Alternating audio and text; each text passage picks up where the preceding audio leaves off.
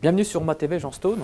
Bonjour. Alors vous êtes philosophe des sciences, auteur de plusieurs ouvrages, dont un best-seller, Notre existence atteint un sens. Alors, première question, vous affirmez que les philosophes, la philosophie actuelle, ne tient pas suffisamment compte des nouveaux paradigmes scientifiques qui pourtant bouleversent notre vision du monde. Oui, et ce n'est pas seulement le cas des philosophes, mais je dirais même les politiques ou les décideurs. Et c'est très étonnant parce que la science joue un rôle crucial dans notre civilisation, plus crucial que dans n'importe quelle autre civilisation précédente.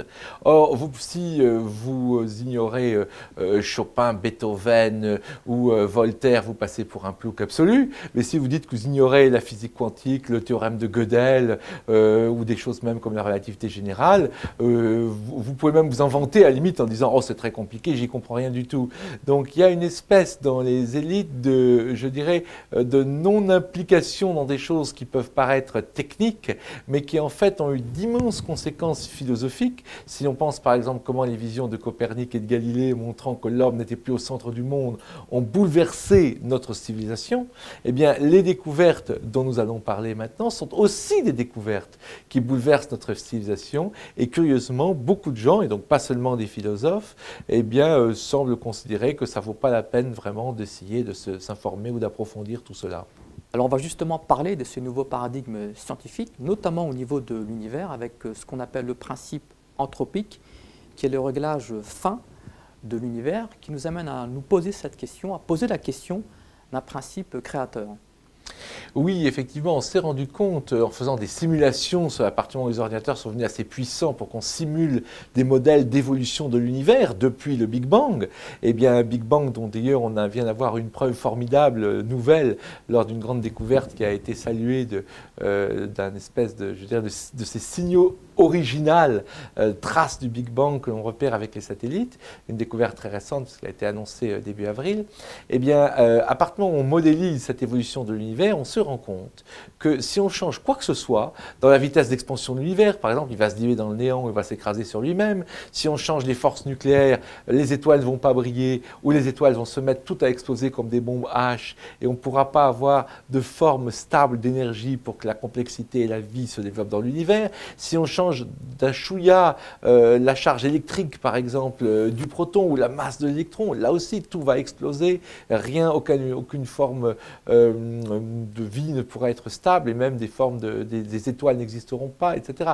Bref, en gros, on peut montrer que parmi des milliards d'univers possibles, il n'y en a qu'un seul qui peut être capable de développer des formes de vie et de conscience comme les nôtres. Et ceci est connu sous le nom de principe anthropique, comme vous l'avez dit, qui vient de anthropos. L'homme, A-N-T-H, pas l'entropie E-N comme on entend parfois. Et donc ce principe amène en fait les scientifiques, y compris les scientifiques de pointe et y compris des gens tout à fait athées, à dire bon, soit il y a une infinité d'univers parallèles, option qui va être prise par de nombreux athées, c'est-à-dire qu'on va dire voilà, on va choisir l'hypothèse qu'il y a une infinité d'univers parallèles, qu'il n'y en a qu'un seul, qui a les bonnes constantes, et donc on est dans celui-là par hasard. Ou alors, eh bien, on voit arriver l'idée qu'il y a un univers unique, mais dans ce cas-là, il faut qu'il y ait un principe créateur, un régleur, un grand architecte, un grand horloger, un dieu, appelez-la comme vous voulez. Mais cette question de Dieu, pas la réponse, puisque vous pouvez choisir l'infinité d'univers parallèles, mais la question de Dieu redevient une question que l'on retrouve au cœur du débat scientifique. Et ça, c'est quand même quelque chose de radicalement nouveau. Alors, on va parler des neurosciences. Est-ce que la conscience est une production des neurones ou bien est-ce que la conscience existe indépendamment des neurones ? Eh bien, ça, c'est une question très importante, bien sûr, dans laquelle il faudrait recourir à l'analogie suivante.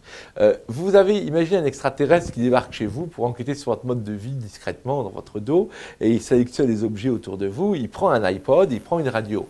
Il se rend compte que dans l'iPod, le son, en quelque sorte, est stocké à l'intérieur. Le son vient de l'intérieur de l'iPod, et en faisant une recherche sur la radio, il n'arrivera pas à trouver la même chose, où est stocké le son, mais il verra bien qu'en modifiant les composants, eh bien, le bruit se modifie.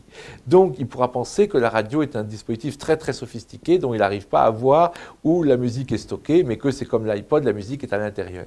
Donc, la vraie, nous savons donc que c'est faux et que le son de la radio vient de l'extérieur d'un émetteur. Donc, la vraie question question qui se pose ici, c'est est-ce que le cerveau est un iPod, c'est-à-dire est-ce qu'il produit la conscience, ou est-ce que effectivement on peut faire l'hypothèse que le cerveau est une radio qui capte la conscience. Et aujourd'hui, dans les neurosciences, eh bien, la très très grande majorité des scientifiques va dans le sens qu'évidemment le cerveau est par définition un iPod et qu'il produit la conscience. Mais cette hypothèse très générale n'a jamais été réellement prouvée, parce que vous dites si vous me donnez un coup de gourdin sur la tête, je vais tomber dans les pommes, mais si vous donnez un coup de gourdin sur une radio, elle ne va pas fonctionner non plus. Donc ce n'est pas la preuve que le fait que le cerveau soit plus en état, qu'on n'ait plus de conscience, n'est pas la preuve que le cerveau produit la conscience. Donc il y a un certain nombre d'expériences montrant que le temps, qui sont complexes à expliquer, mais sont résumées entre autres dans un livre de Benjamin Libet, justement que nous avons fait publier dans une collection aux éditions d'Hervy, elle résume l'idée qu'en fait le temps de la conscience n'est pas équivalent au temps des neurones, que la conscience peut en quelque sorte s'extraire du temps. Par exemple, pour prendre un exemple très simple, un accident de voiture. Vous avez l'impression qu'il a duré pendant 30 secondes, alors qu'en fait le témoin vous dira qu'il a duré que 3 secondes. C'est un peu comme si la conscience pouvait s'extraire du temps, voyez-vous. Eh bien, Libet a réussi à montrer en laboratoire qu'il y avait un décalage entre le temps de la conscience et le temps des neurones, qu'il n'y avait pas une adéquation complète entre les deux. Un peu pour reprendre une analogie, comme la télé par câble, vous avez la télé par câble une demi-seconde après la télé par voie hertzienne. Donc vous avez vos voisins qui crient but quand vous n'avez pas encore vu le but.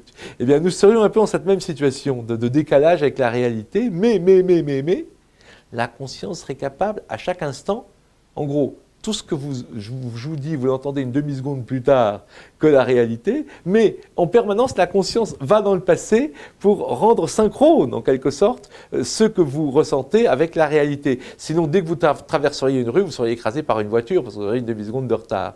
Donc cette idée d'une espèce de conscience qui se remonte le temps, pour juste une demi-seconde, mais c'est le principe qui compte, eh bien, ça induit l'idée, de façon une expérience tout à fait scientifique et sérieuse, ça induit l'idée que la conscience n'est pas tout à fait dans le temps et donc pourrait s'en extraire.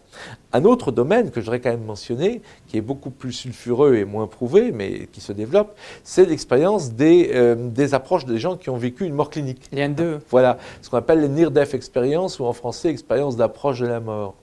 Et ces expériences-là, elles nous montrent que les gens qui sont dans un état de mort clinique sont capables de décrire des choses qu'en théorie ils ne peuvent pas physiquement voir. Et donc il n'y a pas de preuve définitive, il y a des recherches à faire sur le domaine, mais je veux juste mentionner, pour terminer là-dessus, que le principal article publié par l'un des principaux cardiologues qui a étudié les problèmes d'expérience d'approche de la mort, Pim van Lommel, dans la plus grande revue scientifique du médical qui s'appelle The Lancet, il termine son article en disant que ces expériences devraient nous amener à remettre en question l'hypothèse très généralement acceptée, mais dit-il, c'est lui qui le dit, jamais prouvée, que le cerveau produit la conscience, c'est-à-dire que le cerveau est un iPod.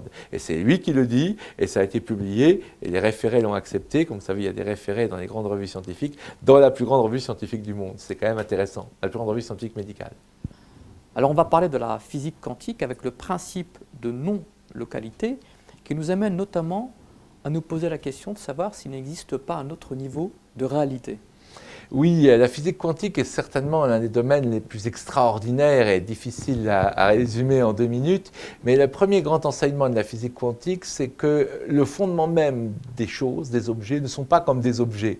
Selon l'un des fondateurs, le prix Nobel Werner Heisenberg, il a cette belle formule, il dit « Les fondements des objets sont plus réels que des idées, mais moins réel que des choses. Vous voyez, c'est quelque chose entre l'objet et l'idée de l'objet.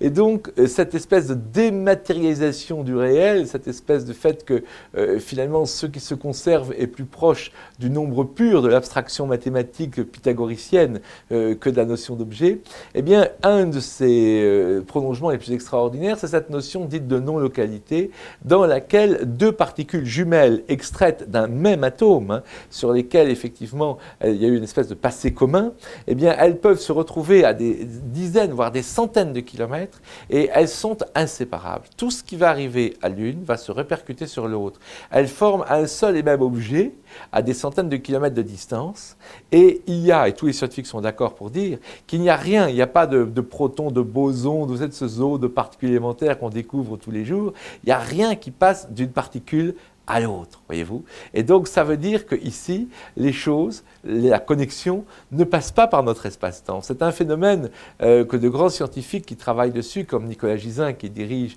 le département de physique à l'Université de Genève, eh bien, il dit que ces connexions non locales ne sont pas explicables dans notre espace-temps et que donc elles viennent de l'au-delà de l'espace-temps. Donc, c'est quelque chose qui... Il y a une autre réalité. Voilà, c'est quelque chose qui nous ouvre à une autre réalité dont la science ne peut rien dire. Hein. Ici, ce n'est pas divin, on ne va pas parler de Dieu, pas du tout. Cette autre réalité pourrait être un chaos quelconque, peu importe. Mais simplement l'idée que l'univers ne se suffit pas à lui-même, que l'univers où nous vivons, dans le temps, l'espace, la matière, n'est pas clos sur lui-même, c'est une idée révolutionnaire parce que 4 siècles de sciences classiques étaient allés avec l'idée que tout ce qui est dans notre univers est explicable par lui-même, voyez-vous. Et qu'avant, on faisait allusion aux anges, aux djinns, aux esprits, et c'était révélé être des visions naïves pour expliquer les phénomènes que nous constatons dans notre monde. Et maintenant, sans faire allusion aux anges, aux djinns et aux esprits, on est obligé de dire « Ah, ben notre univers n'est pas clos sur lui-même, ne s'explique pas entièrement par lui-même. » Et ça aussi, c'est un principe fondateur de cette nouvelle vision du monde. Alors, dernière question, une question sur la biologie. Alors, vous posez une question dans votre livre « Notre existence atteint un sens ». Sommes-nous ici par hasard? Alors, est-ce que la biologie de l'évolution, les différentes théories de l'évolution apportent des éléments de réponse à cette question philosophique si importante? Oui, mais là d'abord je dois faire un préliminaire. C'est que ce que je dis dans mon livre et ce que je dis aujourd'hui en physique ou en astrophysique est partagé par une très très vaste majorité de scientifiques. Par contre, ce que je dis en neurosciences ou en biologie est uniquement partagé par une minorité de scientifiques et il faut comprendre pourquoi. Parce qu'en fait, les sciences de la vie ont un siècle de retard sur les sciences de la matière. Regardez Newton. Il pouvait prédire le retour de la circulation des planètes, le retour des comètes autour du Soleil, alors que les médecins de son époque ne comprenaient même pas comment le sang circulait dans le corps et le rôle du cœur et des choses basiques, voyez-vous. Donc il y a un décalage, pour des raisons à mon avis de technicité des moyens d'investigation, entre les sciences de la vie et les sciences de la matière et de l'univers. Les sciences de la matière et de l'univers ont déjà fait leur évolution.